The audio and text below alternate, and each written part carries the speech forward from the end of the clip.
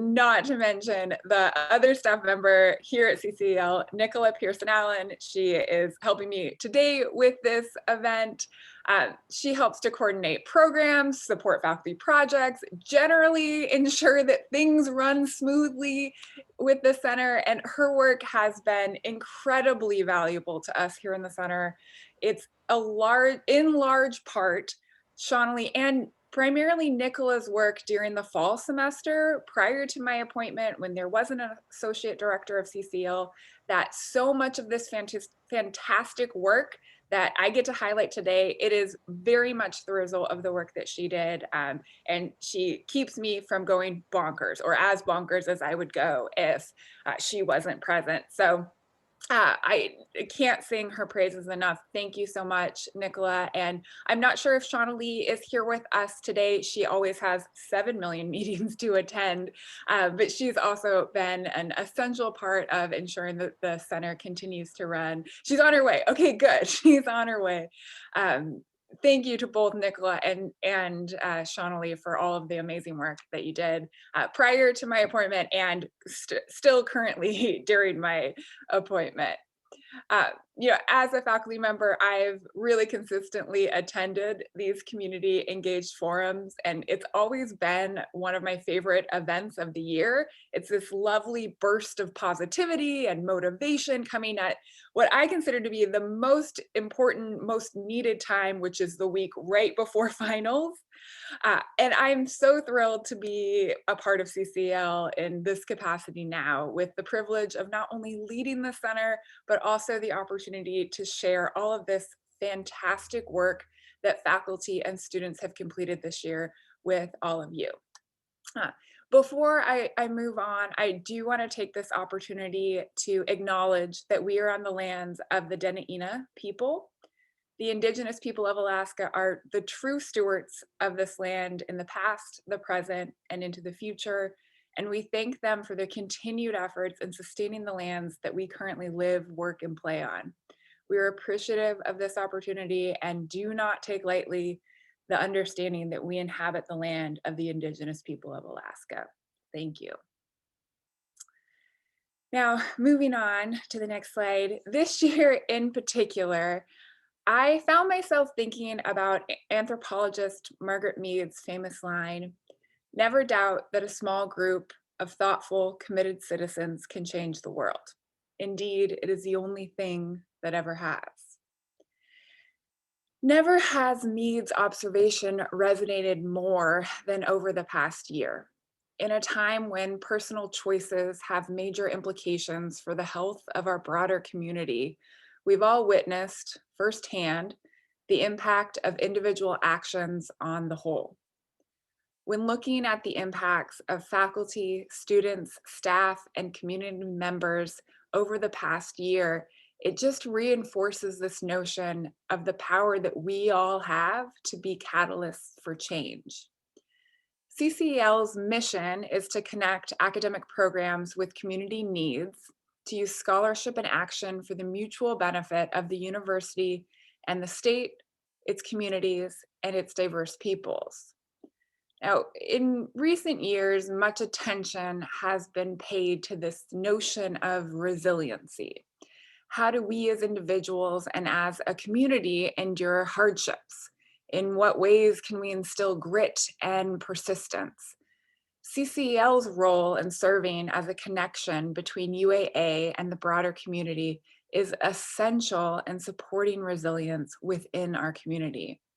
And that's why I'm particularly proud of the work completed this year. There have been some challenges. There have been some necessary pivots, but there has also been quite a bit of creative thinking and adjustments, and CCEL has had a chance to support a range of projects, events, and publications that I look forward to sharing with you all today. Now, before we jump into the events CCEL has supported this year, I do have to take a moment to acknowledge those of you, many of you who are here with us today, who have served on our Community Engagement Council and our CCEL Advisory Council. Now, these folks have provided guidance, support, creative ideas, all sorts of wonderful things to help support the direction of the center. And I want to thank each and every one of you for your time and energy supporting CCEL. Our councils met virtually this year, but I do hope and look forward to getting a chance to meet with you all face to face, hopefully soon. That is, if any of us can really remember how to function in public. I'm not sure where I'm at on that. The jury's still a little out, but I do hope to see all of you council members again soon. Thank you so much for all of your work. Now, speaking of going virtual, the events that CCEL typically hosted on campus in previous years have been moved to a virtual setting, much like this one. Now, there are three major events that I want to highlight that CCEL completed this year: Democracy and Civic Action Week, Urban in Alaska, and the May Intensive. I'll start with Democracy and Civic Action Week. This was the third annual Democracy and Civic Action Week that UAA hosted. And it was September of 2020 this year that we held these events. All the events were held virtually, and they tended to focus on the different roles we take within our democracy. And this included an essay contest with the support from the League of Women Voters of Alaska. And the events were incredibly well attended, with a total of about 200 attendees across the week. We had numerous faculty who stepped up and led sessions, and thank you to all of you who participated in that event. Next up is the Urban in Alaska Conference. There are several sessions you can see here listed that were provided by faculty, with a special keynote by Andrew Howe. The conference was well attended and insightful. And I have to acknowledge again, much like with Democracy and Civic Action Week, these are faculty who really stepped up despite what was already a full workload, and volunteered their time and energy to help connect with the community and share their expertise and knowledge. So thank you to all of those people who helped make those events possible. The third event I want to note is one that actually hasn't taken place yet, but I've got to do a little shameless plug here in the hope of inspiring some folks to participate in our faculty intensive. So this May, we're holding a faculty intensive. It's May 7th, 2 weeks from today, which I can't believe May is 2 weeks from today. And we'll be focusing on thinking creatively and specifically about course design, partnership opportunities, and different funding resources. We'll have a couple of special guests there to share their expertise and their community connections. Hollis Mickey from the Anchorage Museum and Margot Fleiss from the UAA Center for Economic Development will both be there leading sessions, and we'll have some collaborative time that we'll be working together. So if you're interested in participating in our intensive and digging into community engaged work, please feel free to register. We'll have the link available at the end of the forum today.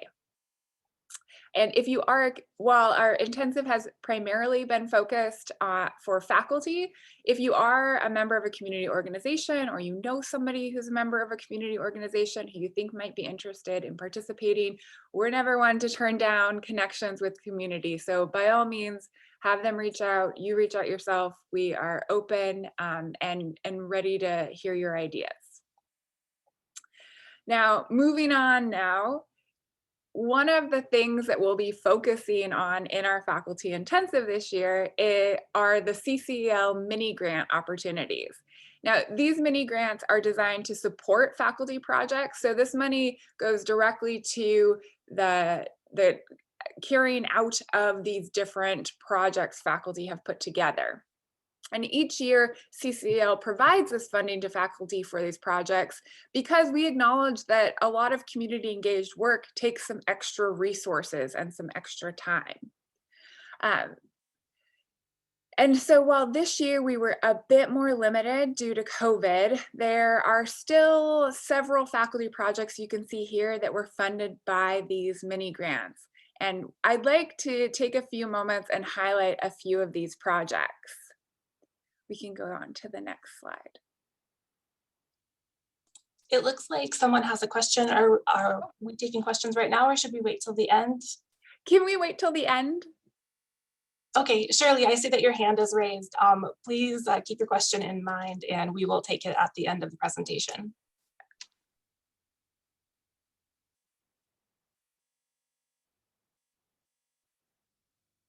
All right, so first up, Ashley, are you here right now? I am. Ashley was going to try to attend.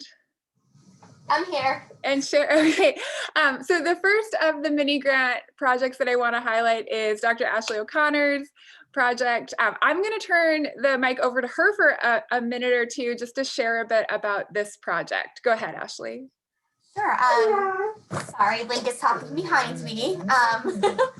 The beautiful thing about this project was that one of my students actually introduced me to somebody who was at her social work practicum because I evaluate the human-animal bond, and they were doing equine therapy with this amazing group called Aurora. I'm really used to a lot of community partners or potential community partners in the realm of human-animal connections, like service dog agencies, et cetera, shying away from research. It's an area in evaluation. It's an area that's really needed because we know so little about it, but it's constantly in the media about working, and we don't always know why. I think that a lot of organizations shy away from evaluation because they really want to make sure that they're in control of, what they're putting out there. So when I met with the director of Aurora, I was super surprised to see just how welcoming she was. I met them out at this barn that I had to go and find kind of off the beaten path, and they were just so open and welcoming and thankful for me being interested in evaluating a program with them, because they said, no, let's figure this out. Like, why does this work? What are we doing? How can we help more people? And so I started in January by just going out to the barn every week when they had a program running for first responders.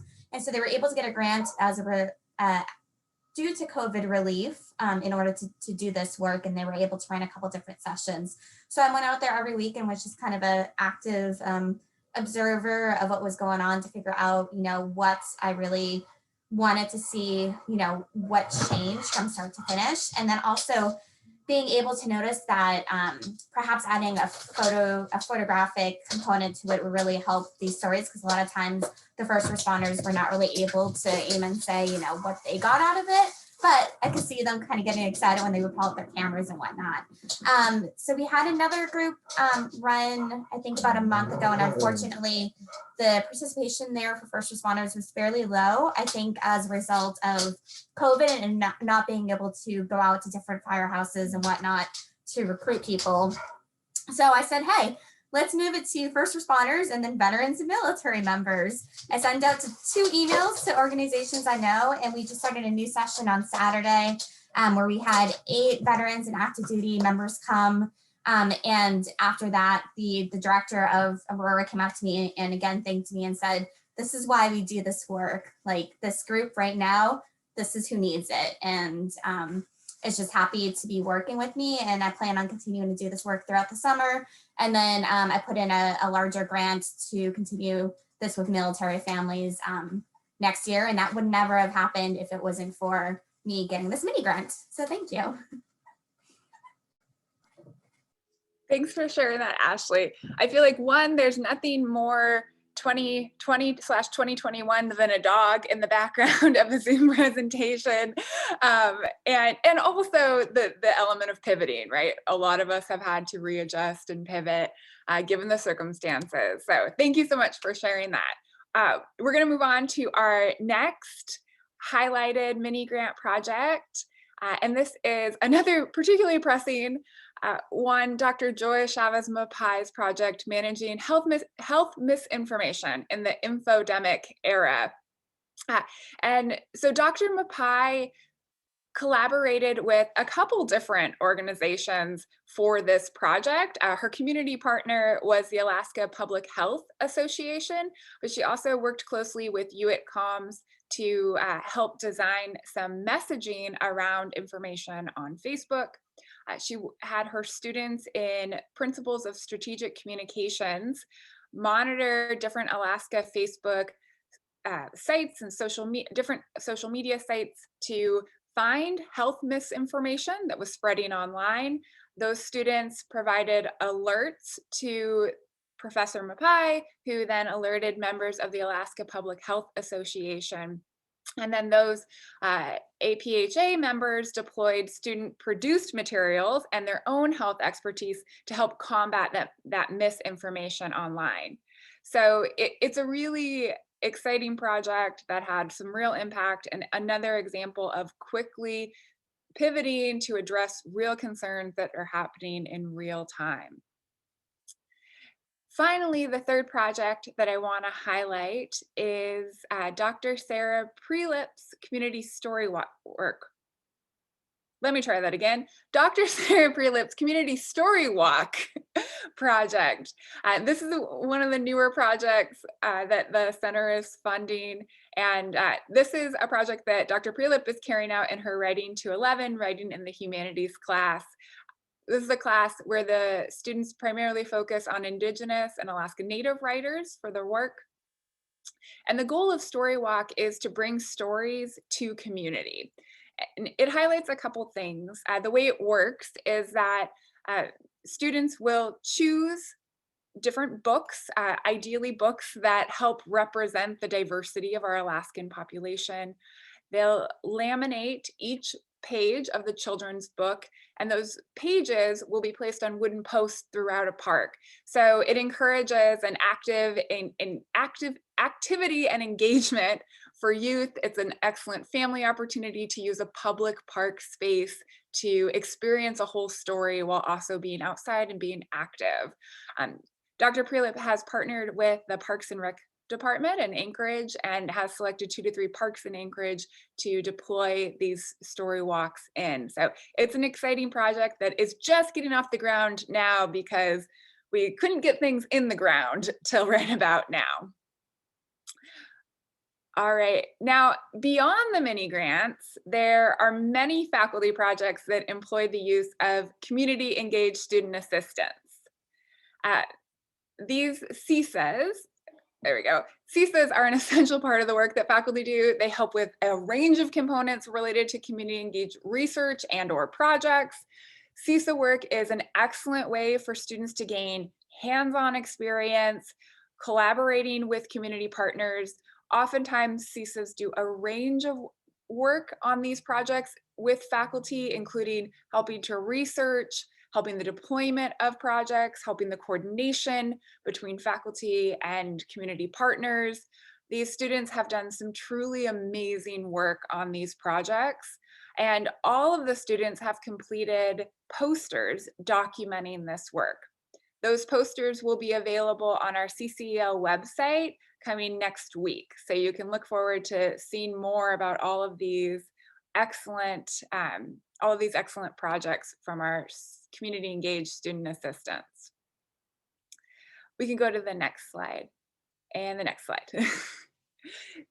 Now, another thriving program this year that we're going to highlight is the Community Engaged Research Faculty Fellows Program, which is the glorious brainchild of Drs. Brittany, Howe and Hattie Harvey.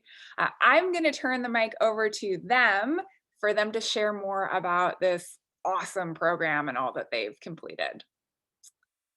Hattie and Brittany, are you there? Hi. Perfect. Yep, I'm here. And I'll add, Marcia, that really it was our former CCEL director, Dr. Donna Iguaniga. I always say your first name, but not her last name. So I'm sorry, Donna, if I messed that up, who brought this to kind of light and thinking about kind of mirroring other institutions and universities which have this type of program that really supports research in terms of community engaged research among faculty. And so both Brittany and I, Dr. Howell and I were fortunate to be brought into this in terms of some of the early planning stages. And so this was our first year carrying this out, much that we learned for future improvement as well. And the purpose of this is really to create this kind of sense of a community of practice, this cohort of faculty who are interested and also engaging in community engaged research to support each other, sharing knowledge, exchanging ideas. And this year we really had three kind of primary areas that we focused on that you see listed here. Partnership development, so some of those ins and outs of developing community partnerships and sustaining them, and that real true collaborative aspect of this type of work. We also talked a number of sessions and talking about different types of community engaged research methodologies, and then also different avenues for research dissemination, all the ranging from community engaged research peer-reviewed journals to how we're disseminating information back to our communities and our partners, and that integral and ethical component of engaging in community research. So it started last year with a May intensive. So hopefully some faculty are interested in starting that this year or joining the May intensive. That's kind of our kickoff to it. And then during the academic year, we had monthly meetings, and they consisted of a number of different activities. We had brown bag faculty presentations about those prior three topics that I just was discussing. And then we also had something called design clinics, and Donna had really helped bring this into, this is a format in which it is kind of a structured format where one individual will bring kind of a question or kind of a challenge that they might be experiencing. And this community helps through some guided prompted questions. It's again structured. So it might start with, could you help me with, and then there's a statement, and then just a few minutes to guide each kind of prompt, tell me more about, and then in the end, again, opportunities for some advice giving, but it's mostly, again, supporting that individual in their process of their engagement in community engaged research. And then we've, fellows also attended back in the fall, the Urban and Rural Alaska Conference, a number who presented as well. And then here we are at the Community Engagement Forum. So looking forward to carrying this through and continuing to strengthen and build this program. Next slide, please. Hi, I'm Dr. Brittany Howe, and I was one of the co-leads with Hattie Harvey on this project. Our first cohort had a number of really great participants.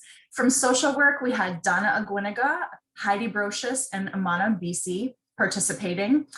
We had Sarah Buckingham from psychology, Herminia Din from art, Gabriela Almos Rosas from languages, Yvonne Chase, human services, Ian Hartman, history, Catherine Kaiser, humanities in our Matsu campus, Jennifer McCurdy in philosophy, and Joey Yang from civil engineering. So a wide variety of faculty across the university and across different disciplines have crushed it with scholarly products as a result of participating in our first program. So through these design clinics, through these monthly touch-based sort of brown bag sessions, and through guided advice from Hattie Harvey and myself, people were able to produce a number of products. Probably the winner of the Most Products Award would be Heidi Brocious. She's been working on a number of different white papers and scholarly products related to her work with alcohol use and with homelessness, with trauma-informed care, and a variety of other really important topics in her community where she is in Juneau. Sarah Buckingham wins the co-author award. She co-authored 3 or 4 items on this list, including one with myself and one with Amana and BC. They have published a book chapter together, Amana and Sarah have, and have also been featured in Green and Gold for their work with Welcoming Anchorage, which was on the previous slide. Hattie Harvey has a number of publications as well as myself. And then we have some really interesting pieces from Gabriela Almos Rosas at the bottom here. She has been publishing in Newsweek and a variety of other national media outlets. Lastly, but not least, Joey Yang's work was featured in Green and Gold last year and in a Harvard report on plastics. So it's sort of highlighting the biotechnology work that he and Prelip Amostovsky in health sciences have been working on together. So there's a variety of really interesting scholarly products that we've worked on.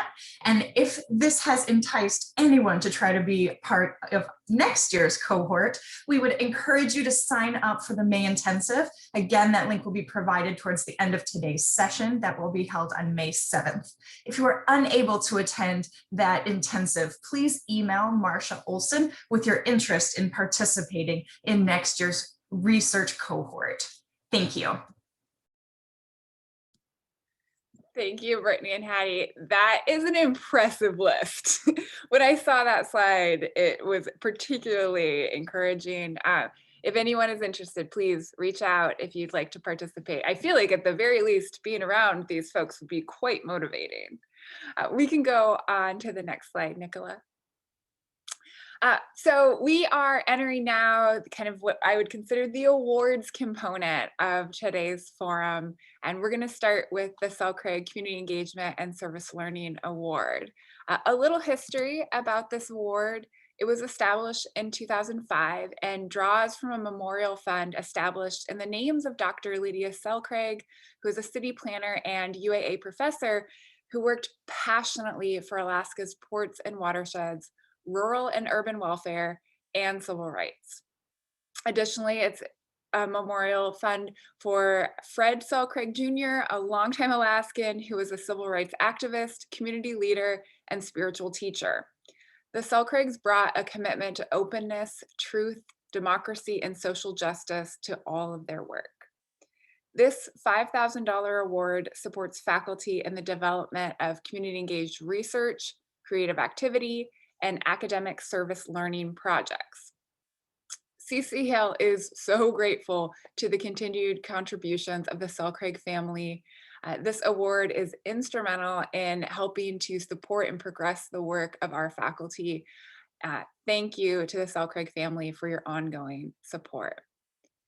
Now, before we announce our 2021 award recipient, we first are going to get a quick update from our 2020 awardee.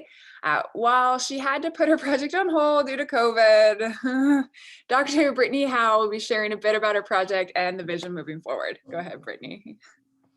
Thank you. Oh, COVID.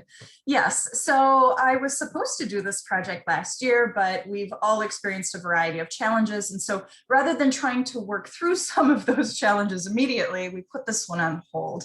And that's because the project revolves around something called improv comedy. If you're familiar with this idea, there's an older television show called Whose Line Is It Anyway, where they do improv comedy. It's essentially a practice of improvisational communications. It looks almost like acting, but nothing is scripted. And that we were going to use this format to try to help train family caregivers of people with dementia. The reason is that if you're caregiving for somebody with dementia, they might have an alternative reality, one in which maybe they can't remember that certain people are no longer with us, or maybe what city they're living in. And that sort of information may or may not be important to constantly correct them on. Therefore, the movement in dementia caregiving is that we are sort of going with the flow. We're not correcting people all the time if they're a little bit wrong about what year it is, unless it's really important. And so that's what improvisational comedy does as well. It uses these principles of what's called yes and. So instead of negating someone's reality and saying, no, how many times do I have to tell you my name isn't Susan? We might just say, yes, Susan is a great person. And Susan is no longer here with us right now. So how about we go talk about some lunch, right? So there's a way that we sort of redirect people with dementia. And it's also the way that people interact in improvisational comedy. So we're bringing these principles together to allow family caregivers of people with dementia to learn these principles, how to go with the flow, how to say yes and, how to let things roll off your bat, how to not get super frustrated with people, which can be frustrating, folks with dementia who have a variety of challenges. And it also provides a fun, playful environment where other caregivers can meet people going through the same thing. So this is a very interactive thing. We can't do it with masks on, and we cannot do it online. So we have to wait until we have further guidance to be safely in person. Maybe that will happen in the fall, but there are some complications around my asking people for proof of COVID vaccinations, which is protected health information. So this research project is getting very complicated. We're hoping to get started soon, but we are moving forward with developing this dementia-focused curriculum on improvisational comedy this summer, with hopes that we can maybe start in the fall or the spring of next year. Thank you. Thanks, Brittany, for that update. Oh, COVID just does some wonderful things for our projects. I just want to make a note. This project of Brittany's really touches me both as a communication nerd. My background is communication, but also as a comedy nerd. It's just hitting all the right buttons for me. Okay, well, now that we've heard about the 2020 version, let's now look forward to the 2021 Selkregg Award recipient. So we had numerous excellent applications, projects that I very much hope are still going to move forward. Thank you to all of those who applied for our 2021 Selkregg Award. The 2021 Selkregg Award this year goes to Dr. Leslie Redman and Dr. Amanda Walsh from the Dietetics and Nutrition Department for their project titled Establishing a Student-Supported Campus Food Pantry to Improve Food Insecurity at UAA. We're thrilled to see this award going to a project that focuses on a pressing issue for students right now. I'm now going to turn the mic over to Drs. Redman and Walsh to share a bit about their project. Excellent. Thank you so much. Well, speaking on behalf of myself and Dr. Walsh, we are so grateful to be this year's recipients. And kind of what Dr. Howe was saying with her project, that hers has a few contingencies due to COVID. Ours also has a few contingencies as well. And I'll describe a little bit about what we're doing. Dr. Walsh and I are both involved in the Hunger and Homelessness Support Network here at UAA. And if you haven't heard about that network yet, I hope you will seek it out, because it's an informal network, faculty, staff, students, and community members working together to creatively solve problems related to food insecurity and homelessness among UAA students. And that's where this idea for a food pantry on campus really originated. And I have to give credit to our nurse practitioner at the Student Health and Counseling Center, Betty Bang, really was the first person to start this conversation. And then we just kind of came in and picked up the ball and ran with it. So our ultimate goal here is, as we have here, to establish a student-supported campus food pantry. We know from our colleagues, Drs. Chavez Hedwig and Kathy Travers, that through their initial data collection, we know that over 40% of UAA students experience some type of food insecurity. That's almost half of our student population. And in addition to that, our students are not traditional students. Many of our students have family members to support, or they're working jobs as well as attending school. So their need can be a lot greater than what we might think of a traditional student. So to meet this need, we're looking at a food pantry idea run by students, supported by students. And as you can imagine, there are many costs associated with that. So this award in, our shoot for the stars type of proposal is to be a part of funding that food pantry effort. That pantry relies on several different approvals from different administrative levels to get off the ground. If we are able to receive those approvals and other sources of funding, then we're going to charge ahead with this effort and hopefully get this really rolling in the fall. If we can't, which there's all kinds of things going on right now, we know that can interfere with funding and support, we intend to use this award to further accumulate evidence for the need. And in that, I mean, we're going to do a mixed methods analysis in partnership with the Alaska Food Policy Council, who is also an advocate for food security among community members, and work with them to interview students and collect more data to demonstrate a strong need for a food pantry here on campus. So either way, I think it's going to be great. We're going to demonstrate a need and hopefully at the end of it come out with a student-supported campus food pantry. So again, we're so thankful for this award, and I'd like to put it out there one more time. If you're interested in the Hunger and Homelessness Support Network, please email myself or Sally Caraher. She's also on this call. She's a co-chair with me as well. So thank you very much. Thanks, Dr. Redman. And once again, congratulations on this project. It's a really cool project, and what a great benefit for our UAA student community. We can move on to the next slide. So switching gears a little bit now, we want to acknowledge some community engaged scholars who have really showed exemplary leadership and publication over the last year. CCEL has always tried to make a point to acknowledge the work of faculty, students, staff, and community members, but it really feels necessary this year. We acknowledge that, as is the case with all of the work that we've discussed today, all of these faculty members, all of these staff, these students, these community members are doing this work in addition to all of the extra pivots and burden and stress of a year that has been, for lack of a better word, quite a year. So it is with incredible honor that I am excited to share some of these award winners who have done, like I said, some really amazing work. The first up is our Community Engaged Writing Award. This is awarded to a faculty member who published an article, chapter, or book that exemplifies community engaged scholarship. And this year's award goes to Dr. Brittany Howe. So you may have noticed that you've heard Brittany's name a few times today. It should come as no surprise that not only is she incredibly active within the center, she's a prolific writer of community engaged scholarship. Brittany has worked with CCEL for 3 years. She received CISA and MiniGrant funding for a concept mapping project she did here in Anchorage. And that community engaged and participatory work asked older adults to define healthy aging and determine how important and feasible each of those concepts are in their lives. This provided a guideline for the development of Brittany's future research directions and proposals.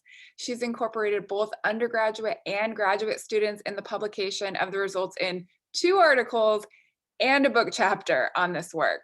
It's spurred the development of an NIH research project application currently under review.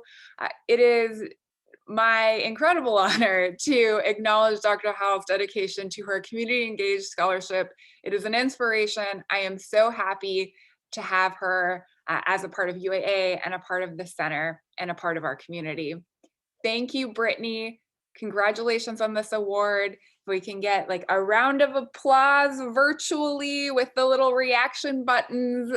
Congratulations, Brittany. I will say giving awards virtually just feels like not quite as impactful as when we're in person and we can hand you a certificate, but here's the virtual certificate. Next up, we have the Excellence in Community Engagement Award.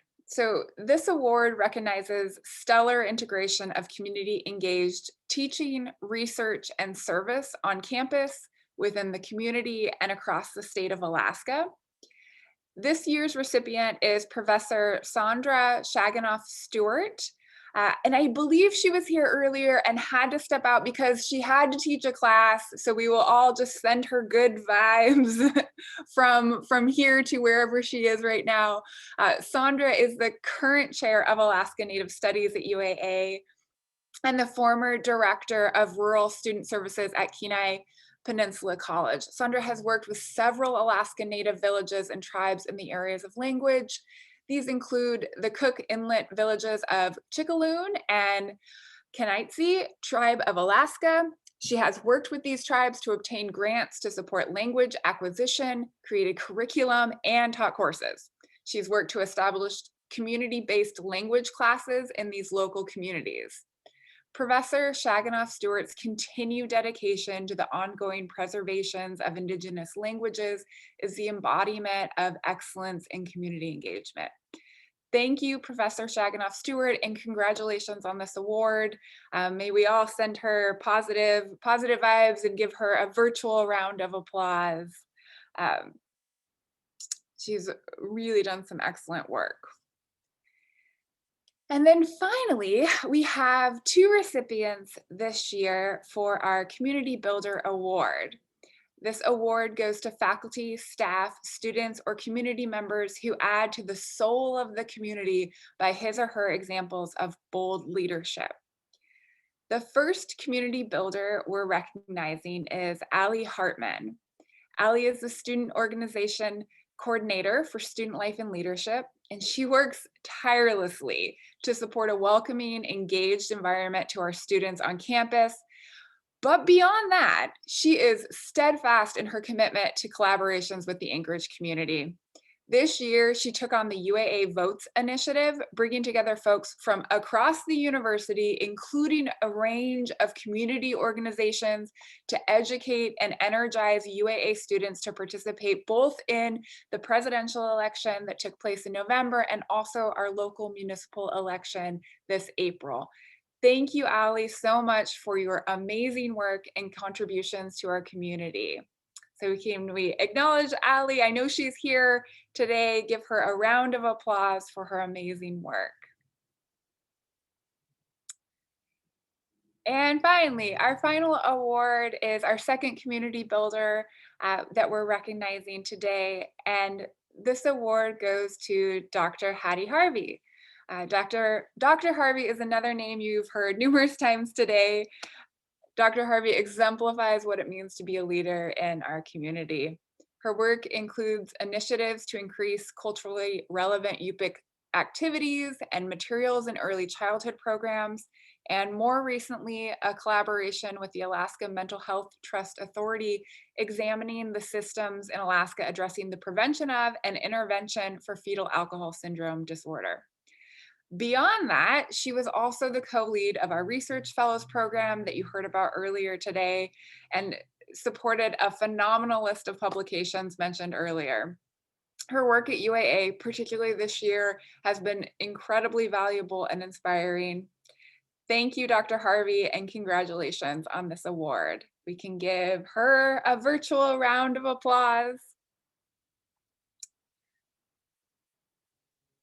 So once again, we can go to the next slide. Once again, I just want to take this moment and thank everyone present here today, and thank those folks who had to leave early or weren't able to attend for the continued support of CCEL. Recalling that Mead quote I mentioned at the start of this forum, I can't help but acknowledge the dedication and commitment from this group to create change. I imagine many of you, all of you, will continue to act as a catalyst for change into the future. This year may have looked a little different, but what remains consistent is the perseverance and grit among all those who do this work that is so important to our community. I hope next year that we'll be able to hold this event in person in the library so we can all connect again and share delicious snacks and see the beautiful CISA posters in person.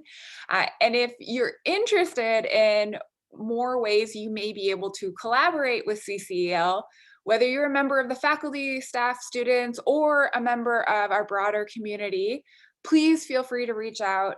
You can find information about our center on our website.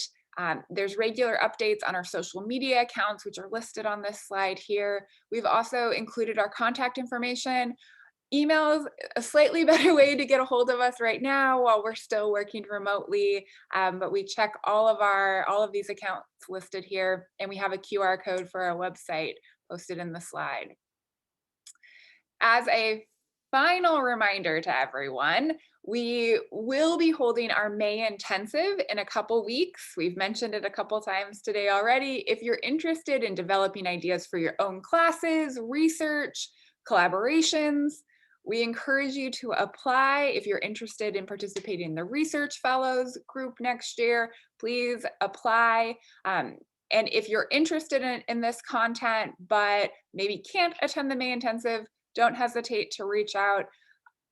I've mentioned it earlier, but I want to reinforce, we are here, we are open to your collaborations, and we are here to support you all.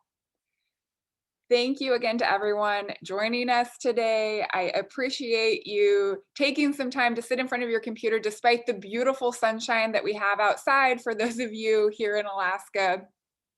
And I'm looking at the time, and I am quite proud that we kept it under an hour. We said that this was going to go till 4. I teach public speaking. One of the things I tell my students is nobody was ever sad that a speech or event ended too soon.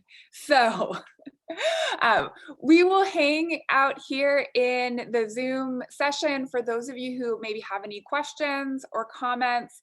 But I once again just want to thank you all. I hope you have a lovely remainder of your Friday afternoon and maybe get a chance to get outside and enjoy all of that beautiful sunshine. Thank you, everyone who supported the center this year.